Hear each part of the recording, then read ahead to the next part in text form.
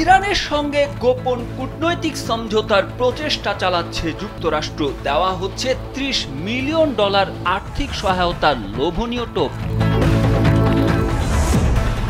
ইরানের ভেতর জেকে বসেছে 3 দেশের গোয়েন্দা। ইসরায়েলের সাথে অস্ত্রবিরতির পর তাদের বিরুদ্ধে তেহরানের যুদ্ধ ঘোষণা। ইরানের সর্বোচ্চ ধর্মীয় নেতা আয়াতুল্লাহ আলী খামেনিকে হত্যার পরিকল্পনা নিয়ে ইসরায়েলি প্রতিরক্ষা মন্ত্রীর তথ্য ফাঁস। সময় মতোই আত্মগোপনে যাওয়ায় প্রাণে বেঁচে যান তিনি।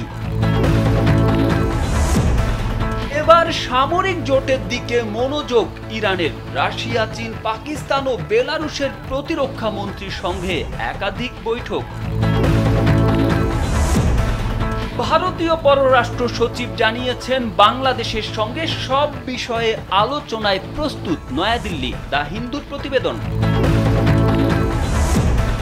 পাকিস্তানের প্রধানমন্ত্রীকে হঠাৎ ফোন। মার্কিন পররাষ্ট্রমন্ত্রীর আলোচনার বিষয়বস্তু নিয়ে চলছেন নানামুখী আলোচনা। শাহজালাল আন্তর্জাতিক বিমানবন্দরে বিমানের জরুরি অবতরণ। ইঞ্জিনের সমস্যা ধরা পড়ায় 2500 ফুট ওপর থেকে ফিরে আসেন পাইলট। রক্ষা পেলেন যাত্রী ও ক্রুরা।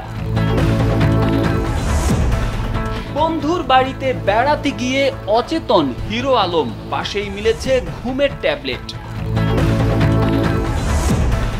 আক্রমণ ভাগে নয়, ভিনিসিয়াস ও এমবাপেকে এবার রক্ষণাত্মক দায়িত্ব পালনের নির্দেশ কোচের। হতভাগ তাদের ভক্তরা। 146 কিলোমিটার গতির দারুণ বোলিং করেও আক্ষেপে পড়তে হলো নাহিদ রানাকে।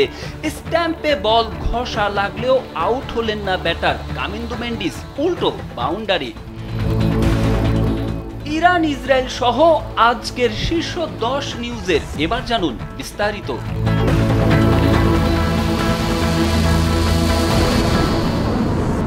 ইরান ও ইসরায়েলের মধ্যে যে যুদ্ধবিরতি কার্যকর হয়েছে তাতে যুক্তরাষ্ট্রের অবদানকে সাপও মরল, লাঠিও ভাঙল না, এই প্রবাদের সঙ্গে তুলনা করা যেতে পারে।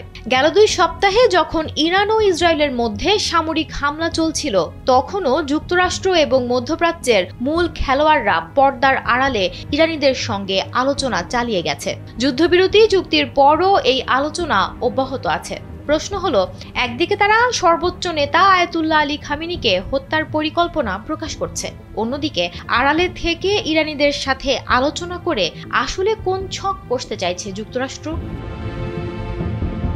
ইরানের সঙ্গে সমঝোতায় খুব গোপনে কূটনৈতিক প্রচেষ্টা চালাচ্ছে যুক্তরাষ্ট্র। CNN এর প্রতিবেদন অনুযায়ী ডোনাল্ড ট্রাম্প প্রশাসন গোপনে ইরানকে আলোচনার টেবিলে ফেরাতে এবং নিজেদের শর্তে চালাতে মরিয়া। এই জন্য তারা ইরানকে বেসামরিক পারমাণবিক কর্মসূচি গড়ে তুলতে $30 বিলিয়ন পর্যন্ত আর্থিক সহায়তা, নিষেধাজ্ঞা শিথিলকরণ এবং বিশ্বজুড়ে জব্দ থাকা শত শত কোটি ডলারের তহবিল ছাড় করার মতো চাঞ্চল্যকর প্রস্তাব দিয়েছে। আর এই সবই করা হচ্ছে অত্যন্ত গোপনে। ট্রাম্প প্রশাসনের কর্মকর্তারা কড়া ভাষায় জানিয়ে দিয়েছেন, আলোচনার টেবিলে নানা প্রস্তাব থাকলেও একটি শর্ত অপরিবর্তনীয়। ইরানের ইউরেনিয়াম সমৃদ্ধকরণ শূন্যের কোঠায় নামিয়ে আনতে হবে। ইরান তাদের প্রয়োজনে ইউরেনিয়াম সমৃদ্ধকরণের কথা বললেও যুক্তরাষ্ট্র এই শর্তে কোনো ছাড় দিতে নারাজ। CNN এর সূত্র মতে প্রাথমিক খসড়া প্রস্তাবে ইরানের জন্য বেশ কিছু প্রণোদনা রাখা হয়েছে, কিন্তু এই কঠোর শর্তই সবকিছুর মূলে। গেল শুক্রবার হোয়াইট হাউসে মার্কিন বিশেষ দূত স্টিভ উইটকফ ও উপসাগরীয় অংশীদারদের গোপন বৈঠকে কিছু প্রস্তাব চূড়ান্ত হয়েছে। ইরানের নতুন বেসামরিক পারমাণবিক কর্মসূচিতে $20 থেকে $30 বিলিয়ন বিনিয়োগ করা হবে, কিন্তু এই বিপুল পরিমাণ অর্থ সরাসরি যুক্তরাষ্ট্র দেবে না, বরং আরব অংশীদাররা এই বিল পরিশোধের পথ খুঁজছে। মার্কিন বিশেষ দূত উইটকফ সাফ জানিয়ে দিয়েছেন, যুক্তরাষ্ট্র শান্তি চুক্তি চায় আর সব প্রস্তাবই ইরানকে পারমাণবিক অস্ত্র তৈরি থেকে বিরত রাখার জন্য তৈরি করা হয়েছে। যুক্তরাষ্ট্রের দাবি, ইরান শান্তিপূর্ণ বেসামরিক উদ্দেশ্যে পারমাণবিক কর্মসূচি চালিয়ে যেতে পারবে, কিন্তু নিজেরা ইউরেনিয়াম সমৃদ্ধ করতে পারবে না। ইরানকে সীমিত পরিমাণ সমৃদ্ধ ইউরেনিয়াম আমদানি করতে হবে এবং এর প্রতিটি পদক্ষেপ পর্যবেক্ষকদের কাছে নিয়মিত জানাতে হবে। সুমনা মোস্তফা, কালবেলা।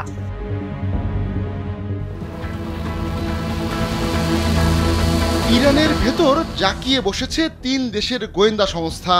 তারা এতটাই নিখুঁত ও কৌশলী কার্যক্রম চালায় যে ওই 3 গোয়েন্দা সংস্থার কিছুই করতে পারছে না ইরান। তবে সর্বশেষ ইসরায়েল ও যুক্তরাষ্ট্রের হামলার পর ওই 3 দেশের গোয়েন্দাদের নিয়ে নতুন ছক সাজিয়েছে তেহরান। যুদ্ধ ঘোষণা করেছে ইসরায়েলের মোসাদ, যুক্তরাষ্ট্রের সিআইএ ও যুক্তরাজ্যের MI6 এর বিরুদ্ধে। এমন ঘোষণা দিয়েছে ইরানের গোয়েন্দা মন্ত্রণালয়। তারা জানিয়েছে বিশেষায়িত গোয়েন্দা নেটওয়ার্কের মাধ্যমে তারা স্পর্শকাতর ও কৌশলগত তথ্য সংগ্রহ করছে। আঞ্চলিক ও আন্তর্জাতিক শত্রুরা কিভাবে ইরানকে নিয়ে খেলছে সেই তথ্য সংগ্রহে মনোযোগী হয়েছে ইরান। গেল 13 জুন ইরানে আচমকা হামলা চালিয়ে বসে ইসরায়েল। রাতে চালানো ওই হামলায় দেশটির গুরুত্বপূর্ণ বেশ কয়েকজন সামরিক কর্মকর্তা ও পরমাণু বিজ্ঞানীও নিহত হন। এরপর পাল্টা জবাব দেয় ইরান। সেই লড়াই চলে টানা 12 দিন। এর এক পর্যায়ে গেল 22 জুন ইরানে হামলা চালায় যুক্তরাষ্ট্র। অবশ্য এরপর ইরানও পাল্টা জবাব দেয় মার্কিন ঘাঁটিতে হামলা চালিয়ে। এরপরেই আকস্মিকভাবে থেমে যায় যুদ্ধ। গেল 13 জুন ইরানে হামলার শুরুতেই ইসরায়েল একের পর এক টার্গেট কিলিং করতে থাকে। তখন ইরানের সর্বোচ্চ ধর্মীয় নেতা 86 বছর বয়সী আয়াতুল্লাহ আলী খামেনি আশঙ্কা করেন ইসরায়েল বা যুক্তরাষ্ট্র তাকে হত্যা করার চেষ্টা করবে। ফলে নিরাপত্তার স্বার্থে নিজ বাসভবন ছেড়ে বাংকারে আশ্রয় নেন খামেনি। সরাসরি যোগাযোগ বন্ধ করে দেন, এমনকি যোগাযোগের জন্য মোবাইল বা কোনো প্রযুক্তির ব্যবহারও বন্ধ করে দেন। কেবল একান্ত বিশ্বস্ত দূতের মাধ্যমে সেনা কর্মকর্তা ও অন্যান্যদের সঙ্গে যোগাযোগ রাখেন। দূরদর্শী খামেনির আশঙ্কা যে সঠিক ছিল, এবার তার প্রমাণ পাওয়া গেল ইসরায়েলের প্রতিরক্ষা মন্ত্রী ইসরায়েল কাৎসের কথায়। সম্প্রতি কাৎস দাবি করেছেন যুদ্ধে ইরানের সর্বোচ্চ নেতা আয়াতুল্লাহ আলী খামেনিকে হত্যার পরিকল্পনা ছিল ইসরায়েলের, তবে সেই সুযোগ পাননি তারা। বৃহস্পতিবার ইসরায়েলি টেলিভিশন চ্যানেল 13কে দেওয়া এক সাক্ষাৎকারে কাৎস একথা জানান। তিনি বলেন, আমরা খামেনিকে নির্মূল করতে চেয়েছিলাম, কিন্তু কোনো কার্যকরী সুযোগ ছিল না। সাক্ষাৎকারে আরও প্রশ্ন করা হয়, এমন একটি হামলার জন্য কি যুক্তরাষ্ট্রের অনুমতির প্রয়োজন ছিল? জবাবে কাৎস জানান, এসব ক্ষেত্রে তাদের যুক্তরাষ্ট্রের অনুমতির প্রয়োজন হয় না।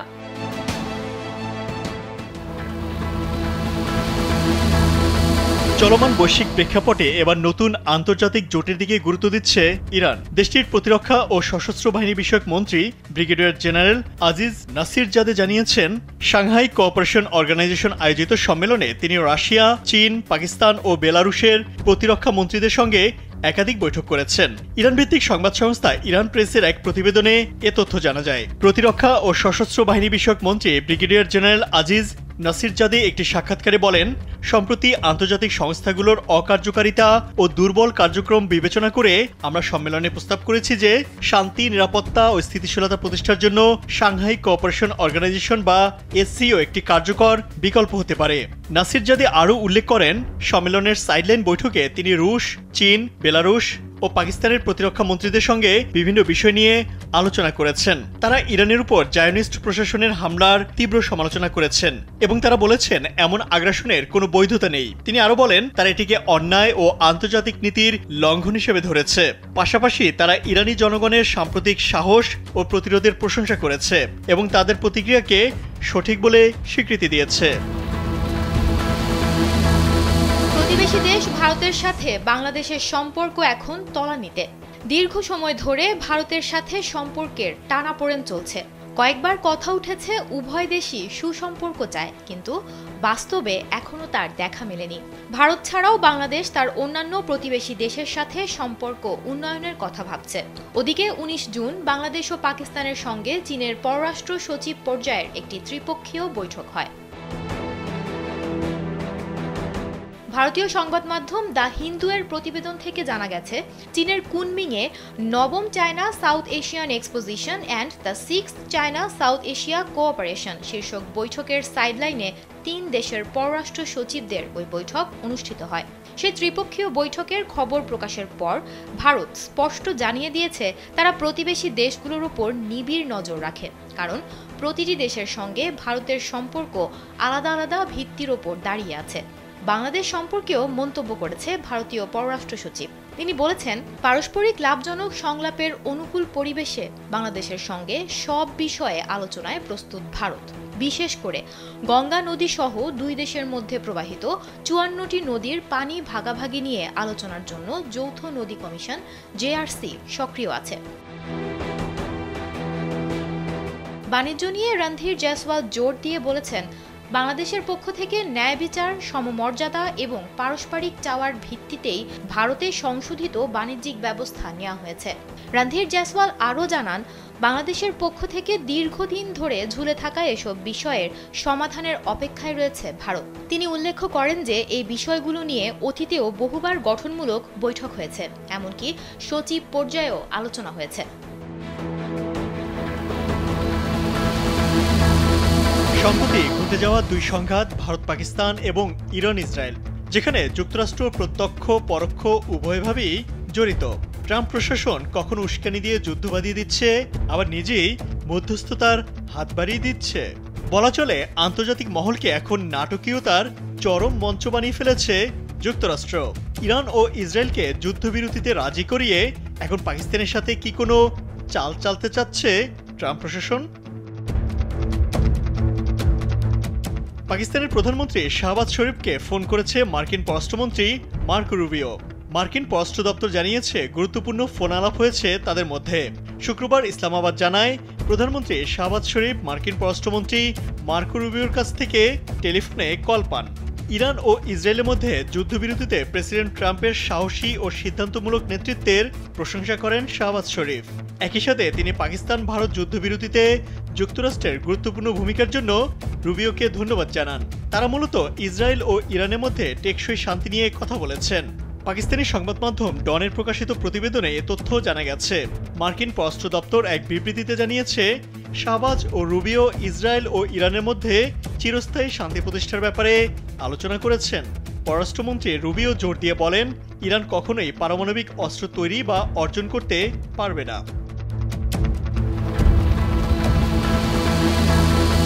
গেল 16 মে কক্সবাজার থেকে ঢাকাগামী বিমান বাংলাদেশ এয়ারলাইন্সের একটি উড়োজাহাজ উড্ডয়নের পর পেছনের একটি চাকা খুলে নিচে পড়ে যায়, যা বেশ আতঙ্ক ছড়িয়েছিল সবার মাঝে। যদিও শেষ পর্যন্ত নিরাপদে অবতরণ করেছিল ওই উড়োজাহাজ, তবে সেই ঘটনার 1 মাস যেতে না যেতেই এবার মাঝ আকাশে আরেকটি বিমানে ধরা পড়ে কারিগরি ত্রুটি। আর দেরি না করে 2500 ফিট উপরে ওঠানোর পর বিমানবন্দরে জরুরি অবতরণ করানো হয় বিমানটিকে। শুক্রবার ঢাকার হযরত শাহজালাল আন্তর্জাতিক বিমানবন্দর থেকে উড্ডয়নের পরপরই বিমান বাংলাদেশ এয়ারলাইন্সের সিঙ্গাপুরগামী উড়োজাহাজের ইঞ্জিনে সমস্যা দেখা দেয়। এক বিজ্ঞপ্তিতে ঘটনাটি জানিয়েছে হযরত শাহজালাল আন্তর্জাতিক বিমানবন্দর কর্তৃপক্ষ। এতে বলা হয়, শুক্রবার বিমান বাংলাদেশ এয়ারলাইন্সের একটি আন্তর্জাতিক ফ্লাইট BG584 বোয়িং 737 ঢাকা থেকে সিঙ্গাপুরের উদ্দেশ্যে যাত্রা শুরু করে। বিমানটি বাংলাদেশ সময় সকাল 8টা 38 মিনিটে হযরত শাহজালাল আন্তর্জাতিক বিমানবন্দর থেকে উড্ডয়ন করে। প্রায় 2500 ফুট উচ্চতায় ওঠার পর বিমানের ক্যাপ্টেন ইঞ্জিন সংক্রান্ত সমস্যার কথা জানিয়ে ঢাকায় ফিরে আসার সিদ্ধান্ত নেন। বিজ্ঞপ্তিতে আরও বলা হয়, পরবর্তীতে বিমানটি বাংলাদেশ সময় 8টা 59 মিনিটে সম্পূর্ণ নিরাপদে অবতরণ করে। ওই বিমানে মোট 154 জন যাত্রী এবং 7 জন ক্রু ছিলেন। তারা সবাই নিরাপদ এবং সুস্থ রয়েছেন। অচেতন অবস্থায় পড়েছিলেন আলোচিত কন্টেন্ট ক্রিয়েটর আশরাফুল আলম ওরফে হিরো আলম। পাশেই মিলেছে বেশ কয়েকটি ঘুমের ট্যাবলেট। শুক্রবার দুপুরে বন্ধুর বাড়ি থেকে হিরো আলমকে নেওয়া হয় ধুনট উপজেলা স্বাস্থ্য কমপ্লেক্সে। পরে চিকিৎসকের পরামর্শে তাকে বগুড়ার শহীদ জিয়াউর রহমান মেডিকেল কলেজ হাসপাতালে স্থানান্তর করা হয়। স্থানীয় সূত্রে জানা গেছে, বৃহস্পতিবার দিবাগত রাত ৩টার দিকে বগুড়ার ধুনটের ভান্ডারবাড়ি গ্রামে ঘনিষ্ঠ বন্ধু ও নাট্যকার জাহিদ হাসান সাগরের বাড়িতে বেড়াতে গিয়েছিলেন তিনি। রাতে রিয়ামণিকে কেন্দ্র করে দুই বন্ধুর মধ্যে দীর্ঘক্ষণ আলাপ হয়। এরপর তারা পৃথক বিছানায় ঘুমিয়ে পড়েন। সকালে হিরো আলমকে ঘুম থেকে ডেকে না পেয়ে তার বন্ধু উদ্বিগ্ন হয়ে পড়েন। তবে এ সময় হিরো আলমের বালিশের পাশে ঘুমের ওষুধ পড়ে থাকতে দেখা যায়। এরপরেই তাকে হাসপাতালে নেওয়া হয়। হিরো আলমের বন্ধু জাহিদ হাসান সাগরের ধারণা, রিয়ামণিকে না পাওয়ার হতাশা থেকেই তিনি অতিরিক্ত ঘুমের ওষুধ খেয়ে থাকতে পারেন।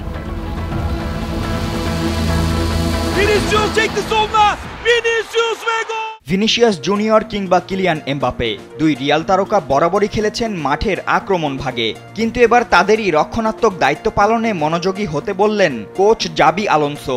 আর কোচের এমন হতবাক করা পরামর্শে অনেকেরই মনে প্রশ্ন, রিয়াল কোন পথে হাঁটছে? ইতালিয়ান মাস্টারমাইন্ড কার্লো আনচেলত্তি ব্রাজিলে পাড়ি জমানোয় মাসখানেক আগেই রিয়ালের দায়িত্ব নিয়েছেন জাবি আলোনসো। আর দায়িত্ব নিয়েই যেন বদলাতে শুরু করেছেন আনচেলত্তির রেখে যাওয়া ট্যাকটিক্স ও ধারাবাহিকতা। তাই তো কার্লো যেখানে দলকে আক্রমণাত্মক খেলায় জোর দিতে পরামর্শ দিতেন, সেখানে জাবি বলছেন রক্ষণে ফোকাস করতে। আনচেলত্তির সময় থেকে ভিনি ও এমবাপেকে বল ছাড়া সময়টাতে দায়সারা মনোভাবের জন্য কিছুটা সমালোচনার মুখে পড়তে হয়েছিল। এবার নতুন কোচ আলোনসো সেই জায়গাটাকেই তুলে ধরেছেন সামনে। বলেছেন, আমাদের সবাইকে রক্ষা করতে হবে, মাঠের 11 জনকেই। আমাদের রক্ষণ, আমাদের প্রেসিং কৌশল, সবকিছুতে ভিনি, বেলিংহ্যাম, ভালভার্দে, এমবাপে সবাইকে জড়িত থাকতে হবে। যত কাছাকাছি থাকবো, স্পেস যত কম থাকবে তত ভালো। এটা নিয়ে আমরা কাজ করছি। রিয়ালের সব মনোযোগ এখন ফিফা ক্লাব বিশ্বকাপে। গ্রুপ পর্বে 2 জয় আর 1 ড্রতে ইতোমধ্যেই টেবিল টপার হিসেবে নকআউট পর্বে পা রেখেছে ভিনি, এমবাপেরা। এখন তাদের সামনে প্রতিপক্ষ ম্যানচেস্টার সিটি, যারা আগের মৌসুমে চ্যাম্পিয়ন্স লিগের রিয়ালের সামনে বড় বাধা হয়ে দাঁড়িয়েছিল। তবে আলোনসোর স্পষ্ট বার্তা, প্রতিপক্ষ নিয়ে ভাবার সময় নেই, আমাদের নিজেদের লক্ষ্য স্থির করাটাই মূল। এখন দেখার বিষয়, রিয়াল সিটি বাধা টপকে শিরোপার যাত্রায় টিকে থাকতে পারে কিনা। ফাতিন ইশরাক, কালবেলা। 146 কিলোমিটার গতির বল, বুঝতেই পারলেন না ব্যাটের কানায় লেগে বলটা ঘষা লাগলো স্ট্যাম্পের কোনাতেও। লাইন বুঝতে না পেরে ইনসাইড এজ হয়ে বোল্ড হওয়া যাকে বলে। তবুও উইকেট পেলেন না নাহিদ রানা, আউট হলেন না ব্যাটার কামিন্ডো মেন্ডিসও। উল্টো তার রানের খাতায় যুক্ত হয়ে গেল আরও একটা বাউন্ডারি। দারুণ বোলিং করেও আক্ষেপই বাড়াতে হলো নাহিদ রানাকে। কেন এবং কিভাবে এমন অদ্ভুতুরে কাণ্ড ঘটল? মূলত বল স্ট্যাম্পে লাগলেও বেল যে পড়েনি, তাই নিয়ম অনুসারে আউট হওয়ার কোনো প্রশ্নই আসে না। হতাশ হয়ে শুধু উদাস মনে তাকিয়ে তা দেখতেই হলো নাহিদ রানাকে। কলম্বোর দ্বিতীয় টেস্টে দারুণ বোলিং করেও সফলতা মিলছিল না। আলোচনা সমালোচনাও ধীরে ধীরে ডানা মেলছিল নাহিদ রানাকে ঘিরে। চলতি সিরিজে যে মাত্র 1টি উইকেটই শিকার করতে পেরেছেন তিনি, তাও আবার নাইট ওয়াচম্যান প্রভাত জয়াসুরিয়ার। তাকে স্লিপে ক্যাচের ফাঁদে ফেলেন এই টাইগার স্পিড স্টার। যদিও প্রথম দফাতেই তা লুফে নিতে পারেননি মিরাজ, দ্বিতীয় চেষ্টায় অবশ্য আর ভুল করেননি এই টাইগার অলরাউন্ডার। কিন্তু সব ছাপিয়ে সবার বিস্ময় এখন নাহিদ রানার এই অবাক করা কাণ্ডকে ঘিরে। এত গতির বল স্ট্যাম্পে লেগে বেল না পড়ার বিষয়টা বেশ হতবাক করার মতো। হতাশা দেখা দিয়েছিল অধিনায়কের মুখেও। ব্যাপারটা যেন বিশ্বাসই হচ্ছিল না শান্ত মিরাজদের। একবার স্ট্যাম্পের কাছে গিয়ে তো নিজেরা চেকও করে দেখে আসলেন আসলে হলোটা কি। টেস্ট ক্রিকেটে এমন কাণ্ড আগে কি কখনো ঘটেছে? নাহিদের ভাগ্যর দোষ দেওয়া ছাড়া কি আর কিছুই বা করার আছে কি? যদিও কামিন্দু ইনিংসটা আর বড় করতে পারেননি, এতটুকুই স্বস্তি আপাতত তোলা রইল নাহিদের জন্য। মাহফুজ আহমেদ, কালবেলা।